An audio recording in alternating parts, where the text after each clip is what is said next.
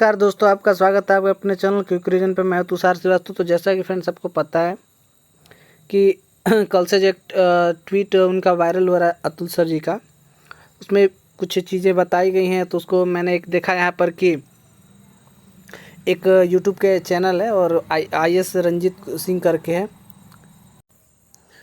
तो उनके द्वारा एक यहाँ पे किया गया था। तो उसमें मैंने देखा कि उस जो उनका ट्वीट था, यहाँ पे आप देख सकते हैं कि यही वाला जो ट्वीट था उन्होंने इसमें बताया गया था। उन्होंने जो है यहाँ पे टाइमिंग देख सकते हैं कि ये ऑफिशियल इनका ट्वीट था। आप देख सकते हैं कल के डेट में ये ट्वीट किया गया था, ठीक है। तो इसके अगर आप देखें, इसके बारे में बताया गया था कि बिलीव इट और not, declaration of TRE result involve the preparation of 43x38। इसका मतलब क्या हुआ? उस समय तो कुछ समझ में नहीं आ रहा था कि चीज़ें क्या हो रही हैं, ठीक है। मुझे तो कई लोग ऐसे थे, मैंने इसके ऊपर वीडियो भी बनाया था, आपने नहीं देखा है तो उसको हम चैनल, अब वो जो वीडियो है उसको आप लिंक में थी डिस्क्रिप्शन बॉक्स में डाल देंगे, आप देखिएगा। तो यहाँ पे जो ये जो है 1600 जो है 34 मेरिट लिस्ट बनाने के बारे में बात हो जा रही है।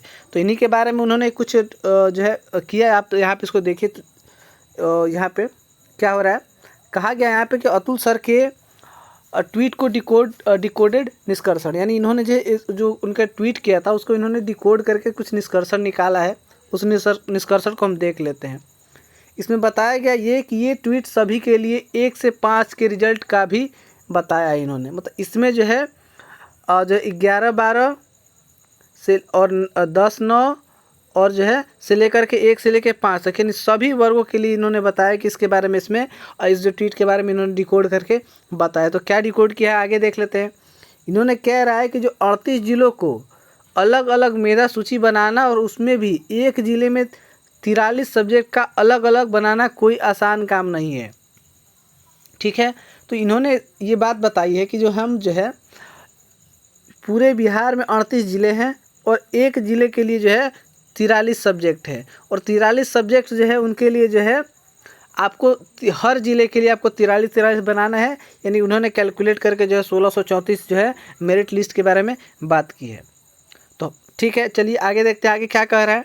आगे कह रहा है कि आज के ट्वीट का निष्कर्षण निकाला आपने जो BPSC के 3 अलग अलग ज़िले दिए हैं, अपने मनपसंद की वो BPSC ही तय करेगी और करके देगी सब्जेक्ट वाइज। यानी जो भी आपने जो चॉइस फिलिंग का ऑप्शन दिया था, कई लोग तो उसको ये एग्ज़ाम का सेंटर समझ के फिल किए थे।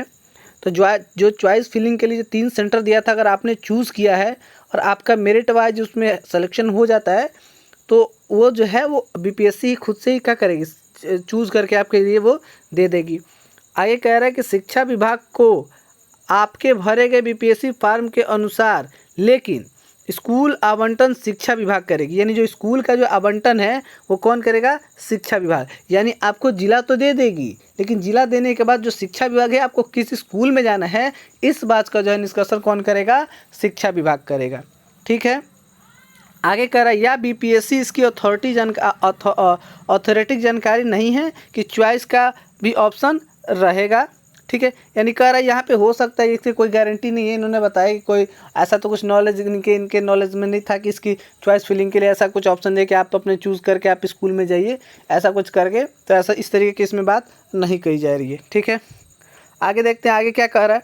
आगे कह रहा है कि सबका रिजल्ट एक साथ कुछ पलों के अंतराल पर जारी कर एक साथ सभी का इंडेक्सिंग और टैनिंग होगा। आगे कह रहा है कि जिला स्तर पर आपके DV और इंडेक्सिंग की तैयारी जो है अंतिम चरण में है, और रिजल्ट जो है 14 से 20 के बीच किसी भी दिन जारी हो सकता है। यानी इन्होंने ये बताया, इन्होंने इसको डिकोड किया है कि सारा प्रोसेस करने में जो 2-4 दिन का टाइम लगेगा, और टाइम लेके आपका रिजल्ट आने की जो टाइमिंग बता रही हैं कि 14 तारीख से लेकर के 20 तारीख तक है। तो जैसा कि आपको पता है कि आज मैं वीडियो बना रहा हूँ, आज का तारीख तो है 13 तारीख है। तो बस जैसे रोज़ हम आगे आगे एक दिन जा रहे हैं, कल भी देखने वाली चीज़ है कि कल का जो है डेट क्या रहता है, कल का दिन क्या रहता है। अगर रिजल्ट आ जाता है तो बहुत ही खुशी की बात है। ये एक तरीके से आप देखें तो सभी के लिए ये जो हो सकता है हाई स्कूल, मिडिल के लिए और या फिर जो PRT के लिए, तीनों लोगों के लिए काफ़ी खुशी की बात रहेगी ये। तो देखने वाली बात तो ये हमारा था यहाँ पे। तो फ्रेंड्स बाकी चीज़ें मैं इतना बोलना चाहूँगा, ठीक है कि यहाँ पे आपके लिए हाई स्कूल के लिए टाइम लग रहा है, लेकिन आप पीआरटी के बारे में देखिए। जैसे कि आपको पता है कि आज केस की सुनवाई भी थी, जैसे कि मैंने वीडियो भी बनाया था, सुबह ही वीडियो बनाया था मैंने, और यहाँ पे वीडियो में मैंने बताया था और मैंने आपको बताया था कि आज जो है तारीख थी और आज की सुनवाई भी थी। तो सुनवाई में क्या हुआ इसके बारे में भी थोड़ा सा हम जान लेते हैं। तो सुनवाई में हुआ कुछ नहीं, सुनवाई में ये कहा गया उनके द्वारा, जो हमारे चीफ जस्टिस थे ऑनरेबल बोपन्ना जी द्वारा, इन्होंने ये बताया गया कि जो ये जो इसके ऊपर ढेर सारे फैसले पहले भी दे दिए जा चुके हैं, और जो सुप्रीम कोर्ट के 3 बेंच वाली जो जजों की जो है जो उन्होंने फैसला सुनाया है, वो जो है सरकार जो है सर्वमान्य होनी चाहिए, एक्सेप्टेबल होनी चाहिए सबको लिए, और ये ज़्यादा से ज़्यादा कर सकते हैं तो ये उस आपकी जो है केस को जो उस बेंच पे जो है ट्रांसफ़र कर सकते हैं।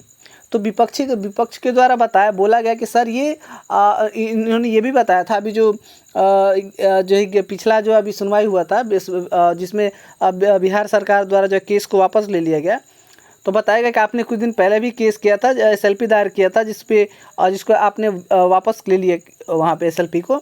तो इसमें बताया कि नहीं सर देखिए दोनों अलग अलग है। देखिए मैं अपनी भाषा में बताने की कोशिश कर रहा हूँ, एग्जैक्ट वर्ड उनका क्या था आपको तो पूरा पढ़ के ही पता चल पाएगा या वीडियो देख करके। तो बस मैं आपको सिर्फ डिक्टेट कर रहा हूँ कि चीज़ें क्या थी अपनी भाषा में। तो उन्होंने ये बताया गया कि सर दोनों अलग चीज़ें हैं, तो जो भी चीज़ें रही हों बस conclusion in the nut in the cell बोले तो यही निकल के आता है कि जो है ऑनरेबल जो है हमारे चीफ जस्टिस हैं, इनके द्वारा जो है इस केस को आगे यानी 3 बेंच पे जो बेंच फैसला सुनाई थी 11 तारीख को, उसी बेंच पे जो है इसके केस को क्या कर दिया गया है, ट्रांसफ़र कर दिया गया है, भेज दिया गया है। अब देखने वाली बात है कि नेक्स्ट हियरिंग कब मिलता है, ठीक है। तो नेक्स्ट हियरिंग जब भी आएगा वो भी एक महत्वपूर्ण दिन हो सकता है, क्योंकि देखिए अभी तक जितने भी जगह से फैसले आए हैं सारे के सारे जो है बीएड के विपक्ष में आए हैं, और ये अब जो है बिहार सरकार को इसको एक्सेप्ट कर लेना चाहिए, क्योंकि आप देख रहे हैं 1-2 जगह से नहीं, ऑलमोस्ट आप हर जगह से। कई लोग कहेंगे कि इसमें छत्तीसगढ़ भी आता है, तो आप समझिए थोड़ी सी बात को। तो छत्तीसगढ़ में जो हाई कोर्ट है उसने ये बीएड को एलिजिबल नहीं कर दिया है। उसने ये कहा कि फ़िलहाल फाइनल फैसला आने तक जो भर्ती की प्रोसेस है, आप प्रक्रिया है, बीएड को साथ आगे बढ़ाइए। लेकिन बीएड की क्राइटेरिया, बीएड की एलिजिबिलिटी जो है वो कब तय होगी, जब सुप्रीम कोर्ट यानी जो भी उस कोर्ट का जो फाइनल फैसला आएगा उसके ऊपर डिपेंड करेगी उनकी एलिजिबिलिटी, उनकी जो भी चीज़ें रही हों। तो ऐसा सब कुछ लोग इस चीज़ को हवा बना रहे कि नहीं जो है बीएड को जो है वो इसमें एलिजिबल करे, तो कोई नहीं कर सकते, क्योंकि आप भी देख सकते हैं यहाँ पे जब आर्टिकल 21A के बारे में बात किया जा रहा है तो यहाँ पे सीधी सी चीज़ें, आप इसको ज़्यादा चीज़ों को आप इन्वॉल्व करने की मुझे नहीं लगता कि ज़रूरत है। तो यही सब चीज़ें चल रही हैं, आप देख रहे हैं। तो चलिए, जैसे कि इन्होंने बताया सर जो हमारे कि